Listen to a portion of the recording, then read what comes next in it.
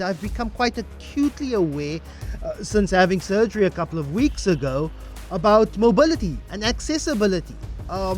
If there's load shedding at the time I'm supposed to be at the office in the morning, tough. There are 2 flights of stairs which I'm unable to walk up.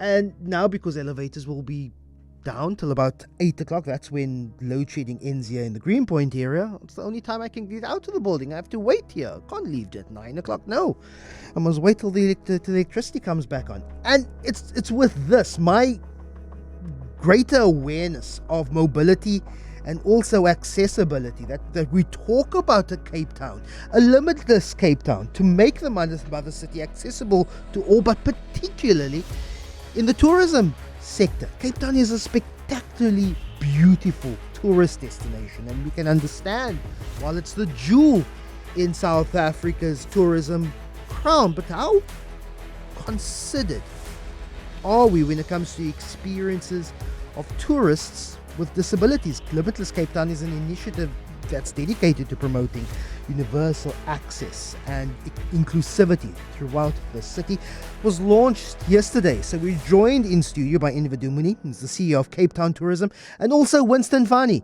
He's the country's first visually impaired tour guide. Winston, Enver, thanks so much for joining us. Really appreciate you coming in. Enver, I'll start with you.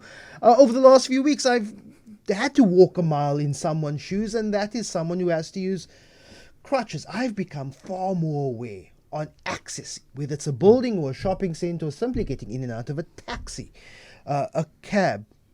Is Limitless Cape Town supposed to see Cape Town through the eyes of someone who has some sort of access issue, someone who lives with a disability and also wants to enjoy this beautiful city of Cape Town? Morning, Lester. So absolutely, I think your experience is one that many people in South Africa, actually around the world, experience, is a temporary mobility issue and accessibility. But there are at least, over a million people who have this permanently. And I think sometimes we forget about that. And when, like you said, just using the lift has a big impact on you. There are also people who are aged, who have mobility issues. There are people that have prams and have kids that are single parents that need to move around. So I think for us, we need to also understand that mobility is actually a lot wider than the perception. It's only people that have some form of physical or cognitive disability.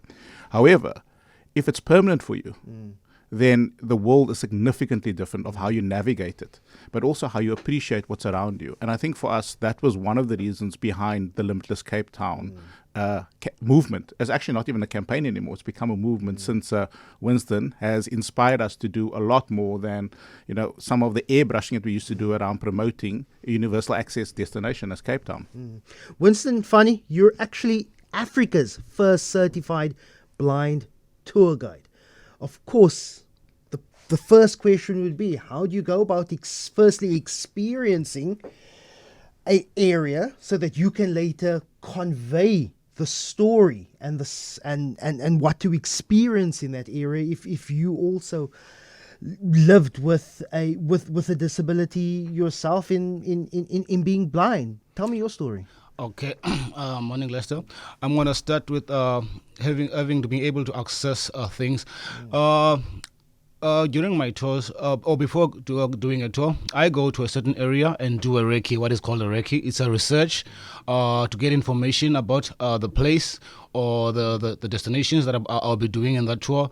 Then I go down, gather information from the internet, try to get as much information as I can. Then that's how I do my tours. What I do is I create a mind map. As soon as I get to know what is surrounding me, I create a mind map that may be a bit different from yours, from you seeing it with a naked eye, but I create a mind map for myself so that it enables me to be able to explain what is there for people who can see or people without sight. Enver, when we look at the tourism market, of course, we are the jewel in South Africa's crown. We are the tourist hub of this country. When we talk about people who are differently abled, before this campaign movement, what was the rate of tourism from people who are generally differently abled? would our hotels, for example, be getting calls particularly asking, do you have wheelchair access? Do you have rooms that are suited for people with different abilities? What are those numbers? So List, I don't have the numbers offhand, but probably over 15 years ago, under the auspices of responsible tourism, universal access is a core part of tourism across the country. And when you look at the tourism industry, we have to be part of it as part of what they call the star grading of hotels, as an example. So what you would get is you would actually have to make some of your rooms available, and I think it was about 10 to 15% of your rooms available that has universal access services. So most of it will be focusing on wheelchair accessibility, of course. But again, I think there are so many other types of disabilities that sometimes we are not aware of and we can't cater for. And I think for us, again, even if you look at visual impairment as an example, when people being blind using a lift, yes, you'll have a lift where you'll have braille on the numbers, but nothing says to you this is the floor you're getting off on. There's no audio, for example. So again, as much as there's the intention to do things, we don't actually fully understand until we walk in their shoes. And I think that's also why, in working with Winston, we ourselves as Cape Town Tourism are learning so much more. And we brought on board, the Cape Town Society for the Blind, the Athlone School of the Blind, to also work with us so that we can better understand persons with disabilities and at the extreme level. So if we can accommodate that, everybody else will benefit from it. Those with the prams, the aged, yourself, will be able to benefit purely from us doing it, for the people who are most vulnerable in society. Winston, when we talk about accessibility, being a city of business, being a city where people live, being a city where there are tourists, it's not just making accessibility tourist-centered. It means that every small little bit of our city needs to be accommodating, whether it be the buzz and the noise that comes from a pedestrian crossing, if you press the lights, to even the way we build pavements. We don't necessarily see that as part of tourism, but it plays a role when tourists and residents alike are making their way through a city. Yes, I agree with you on that. We need to make the city accessible, not only in terms of tourism. Remember, there are other businesses that are running within the city, and there's more than tourism within the city. So yeah, we need to make the city as accessible as possible. So yeah, I agree with you on that. What have been some of the more interesting questions that people have asked you, being a blind tour guide? The only question that they repeat asking me is how I do things, how do I view things. So I sometimes let them experience, see things through my eyes. For instance, I would like to, on one tour, I would like to blindfold maybe 2 or 3 guys and let them view things on my way of viewing things. Just put them in my shoes. That's fascinating. So you say you experience a city as a tourist differently. If I were to shut down the sense of sight, do you think I would experience a city differently? Maybe hear something else, maybe smell something else, maybe just feel the ground under my feet differently? Absolutely, because with sight you're not focusing on using other senses. So yeah, without sight you'll be forced to use your ears, because let me make an example. Before crossing the road, you look left to right or right to left, but without sight, you ought to listen attentively. Yeah. What is your favorite tourist spot? What is your favorite attraction in the city of Cape Town, in how you experience it, but also you convey this image to the people you are showing around? I'm going to be obvious in this one. Is the one that I'm currently doing, the street art walking tours, because me as a blind person, I never thought of doing a street art walking tour, but as soon as I got the message that has been conveyed by those beautiful murals there, I fell in love with art. So yeah, it speaks volumes to someone who can see and to someone without sight. It does speak volumes. It almost is counterintuitive. Art is largely a visual medium. So if you're walking around Salt River Woodstock Observatory on the Baz Art Tour, how do you tell people what they are seeing, but you are not? Okay, as I said before, I go there and do a Reiki and get someone. I have a very, very, very strong team in my corner. So I go there and do a recce. They will tell me about the murals and what is contained by the murals there. And then, fortunately, working hand in hand with Buzz Art. So now what happens is we sit down and get the information that is conveyed by the murals. Then I will take that down and be able to share it with my tourists. So what are we offering? Offering sounds as if it's a once off. How are we changing the city? Of course, a tourism market is very, very important. Adds something like 9% of our total GDP in the country. But at the same time, it should also be accessible for the people who live here. You have largely driven a movement of Cape Townians should be tourists in their own city. And even if they are disabled, how do we do that? So, Lester, I think the movement is going to take a long time. I think the first thing is around education and awareness. And I think what Winston has shown us that anything is possible. So the only limits that we place on ourselves as locals, as tourists, is up to us to change. And I think for a city like Cape Town, because we always considered the most beautiful city in the world, how do you translate that to people that are visually impaired? That is how you can get and make a significant difference. And I think what Winston has showed us and continues to show us every single day we engage with him is that anything is possible if you kind of just have the right people on board. So how we're pushing this forward is, of course, with the street art tour with Baz Art and Winston, we've put up Braille and QR codes. What I found interesting was that about only 5 to 10% of people globally read and understand Braille.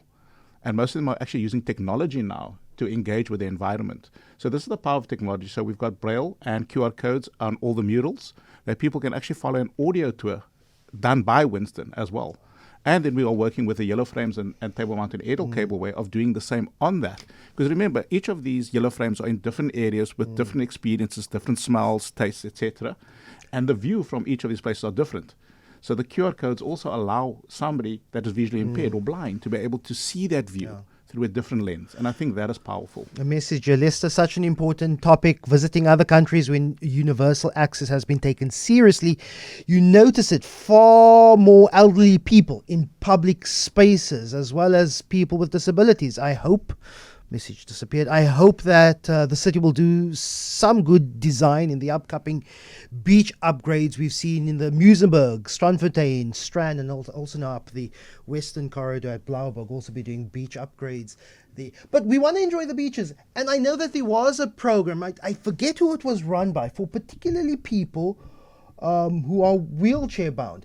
And these ramps, it was held at Surface Corner at Muizenberg. Ramps that go from plastic ramps from the beachfront all the way down into the water. And that's also something, a small little things for someone who is wheelchair bound to also enjoy the surf. That's something that I think small changes is very much important that we can do. Enver? Absolutely. And I think, yes, small changes, it may be small for us, but what it does is actually leaps for persons with disabilities or someone who's differently abled. But I think, Lester, as a city, as tourism, as everybody here, we can do a lot more. It needs to be deliberate. I think for a large extent, when we talk about persons with disabilities, whether it's on your employment equity scorecard or your BEE scorecard, what we do is we look at it as a tick box. And, we'll do that when we get and have time. But what we need to do is actually put that at the core and center of what we do and how we design cities, tourism experience, etc. But I think for me, what is even more liberating is the fact that persons with disabilities can actually start their own businesses in tourism, like Winston has done. Yeah. And that creates far better opportunities for persons with disabilities, and not just being visitors in our city, but actually being captains of industry within tourism. And that's limitless. Let's go to a quick voice note, 072-567-1567. We're talking about a limitless Cape Town to make the mother city accessible for all, but particularly in the form of this conversation, also making it accessible to the tourism market, international, regional, and local. Here's a voice note. Hi, Lester. You're talking my language this morning. Accessibility. You know, I always think of things in chronological order, being very old-fashioned and a bit pedantic about life. And the other day, I was thinking about how we communicate, and I thought, what is our problem? And I realized that some people don't even have access to be able to communicate. So accessibility is a very important issue. And Looking forward to getting some communication happening around the access for disabled people to address issues when they can't get to public places at the crack of dawn to wait in queues. Lots of love from Karen and Chris in Glencairn. We really appreciate that Karen. Karen sends a follow-up message. Chris is very vocal this morning. He's singing our old favourite, Jan Pirovit, and happy birthday to his uncle in Switzerland. What Karen mentioned there, something as small as getting onto a taxi or a train or a My City bus. Even, and I know I come from the point of I'm temporarily affected with mobility issues, but even sometimes asking a cab driver just over the last few weeks, please sir, would you mind pushing your seat as forward as possible? And then he looks at me, why? And I said, well, I have two crutches here, I need to get into your cab. It's these small little things that I notice, but as you said, really are big issues for many people whose mobility is restricted. Yeah, absolutely, Lester. And I think, again, what we're beginning to learn through the eyes of Winston is that we've got so much further to go, so much more to do, and we're just scratching the surface. And I think, again, you know what, for us as Cape Town Tourism, representing the tourism sector in our city, it's incumbent on us to continue to drive that going forward, because also to a large extent we forget about our employees who are people that are differently abled or even temporarily incapacitated to a large extent, and we don't make accommodations for it. So I think if we can start even there as a company, you know, you'll make a big difference for consumers, for visitors, for communities all around you. We can't be building office spaces with mezzanine levels where people have to walk upstairs. And yeah, I'm this advocate now because I'm now experiencing it. I hope it continues, and it will continue. But Winston, someone here says, hi Lester, as a resident I've been on a tour with Winston.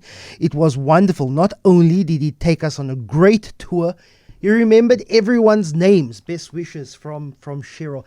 Have you had tours with particularly other blind people? And is the I guess the empathy between you and your client, is it greater? Is the communication, and do they know exactly what you're talking about, and you can understand them as well? In that point, I have a luxury of having a visually impaired wife. So I did a practice with her. I took my wife for a tour. Then I tried to explain everything to her. Then when we got home, I asked her, sweetie, did you understand everything that I just explained there?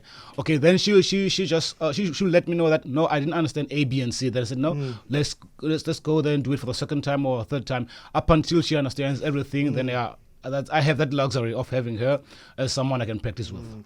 From what I understand, and Bruce, our producer, was at the launch yesterday, and he said that he spoke to Aida Parker of Table Mountain Aerial Cableway Company, and says that they've even had to relook on the pathways and accessibility on Table Mountain to make what is, I think, Cape Town's favourite asset, natural asset, Table Mountain, to make it accessible. We are a city that borders an urban fringe. We have national parks on all sides here in Cape Town. It's not just the waterfront or the hotels, it's also the natural environment that we have to look at. Absolutely, Esther. And I think what Wahida has indicated, along with some other captains of industry that look after attractions, even Cape Point as an example, what they're beginning to realize through these engagements, and again, it comes down to awareness and perception of persons with disabilities, because to a large extent, if nobody's complaining about something, we continue as per normal. And what we're trying to do through the Limitless Cape Town movement is to make sure that we start creating a better understanding that you know, when people look at universal accessibility from a tourist attraction perspective, it's not saying, oh, we need to do this because we need to comply with something. It's actually, we want to do this because it's the right thing to do, which means it's good business practice.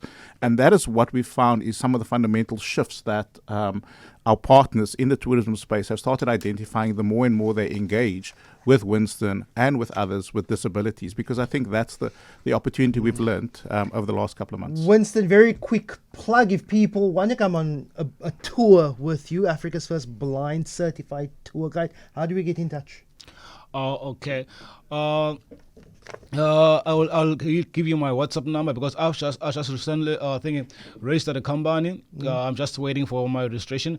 My WhatsApp number is 072 31 99940. I'll repeat 072 31 99940, or get hold of Tanya. It's tanya@buildback.co.za. Excellent. Winston Fani as well as Enver Duminy, really appreciate your time here on Good Morning Cape Town.